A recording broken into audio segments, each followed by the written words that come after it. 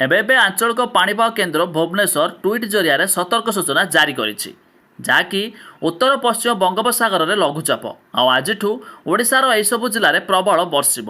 ତେବେ ଆମେ ସମ୍ପୂର୍ଣ୍ଣ ଅପଡେଟ୍ ଜାଣିବା, ଯାହାକି ବିଶେଷଜ୍ଞମାନେ ନୂଆ ରିପୋର୍ଟ ଦେଇଛନ୍ତି। ବାସ୍ ତା ପୂର୍ବରୁ ଭିଡ଼ିଓକୁ ଲାଇକ୍ କରିଦିଅନ୍ତୁ। ଯଦି ସବସ୍କ୍ରାଇବ୍ କରିନାହାନ୍ତି ଏବେ ସବସ୍କ୍ରାଇବ୍ କରି ପାଖରେ ଥିବା ଘଣ୍ଟି ଚିହ୍ନକୁ ଦବାଇ ଦିଅନ୍ତୁ। ଉତ୍ତର ପଶ୍ଚିମ ବଙ୍ଗୋପସାଗର ଓ ସଂଲଗ୍ନ ଓଡ଼ିଶା ଏବଂ ପଶ୍ଚିମବଙ୍ଗ ଉପକୂଳରେ ସୃଷ୍ଟି ହୋଇଛି ଲଘୁଚାପ କ୍ଷେତ୍ର ଆଉ ଏହା ପ୍ରଭାବରେ ଆଜିଠୁ ଓଡ଼ିଶାରେ ବଢ଼ିବ ବର୍ଷାର ପରିମାଣ। ଏନେଇ ପାଣିପାଗ ବିଭାଗ ପକ୍ଷରୁ ସୂଚନା ଦିଆଯାଇଛି। ତେବେ ଲଘୁଚାପ କ୍ଷେତ୍ର ସକ୍ରିୟ ରହିଛି, ଫଳରେ ଆଜିଠୁ ଆସନ୍ତା 14 ତାରିଖ ଯାଏ ଓଡ଼ିଶାର ବିଭିନ୍ନ ସ୍ଥାନରେ ପ୍ରବଳରୁ ଅତି ପ୍ରବଳରେ ବର୍ଷା ମଧ୍ୟ ସମ୍ଭାବନା ରହିଛି।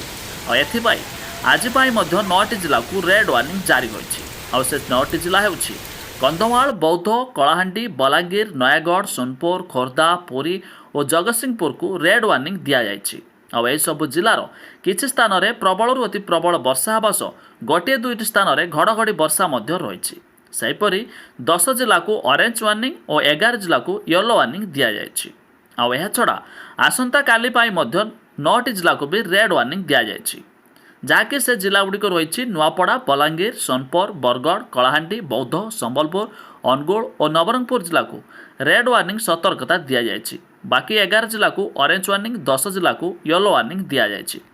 ତେବେ ପ୍ରବଳ ବର୍ଷା ଯୋଗୁଁ ଜଳବନ୍ଦୀ ପରିସ୍ଥିତି ସୃଷ୍ଟି ହୋଇପାରେ। ଫ୍ଲାସ୍ ଫ୍ଲଡ୍ ଓ ଭୂସ୍ଖଳନ ଆଶଙ୍କା ବି ରହିଛି। ଏଥିପାଇଁ ସବୁ ଜିଲ୍ଲାପାଳମାନଙ୍କୁ ଆଲର୍ଟ କରିଛନ୍ତି ସ୍ୱତନ୍ତ୍ର ରିଲିଫ୍ କମିଶନର। ବିଶେଷ କରି ପାହାଡ଼ିଆ ଅଞ୍ଚଳରେ ଭୂସ୍ଖଳନ ଆଶଙ୍କା ରହିଛି।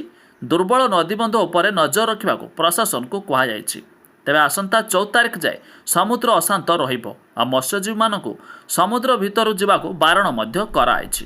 ତେବେ ଆପଣମାନଙ୍କର କେଉଁ ଜିଲ୍ଲା ନିହାତି କମେଣ୍ଟ କରି ଜଣାଇବେ। ଆଉ ଏହିସବୁ ଜିଲ୍ଲା ମଧ୍ୟରେ ଆସୁଥିଲେ, ଯାହାକି 9ଟି ଜିଲ୍ଲାକୁ ରେଡ୍ ଆଲର୍ଟ ଜାରି କରାଯାଇଛି। ସତର୍କ ରହିବାକୁ ପଡ଼ିବ ଆପଣମାନଙ୍କୁ।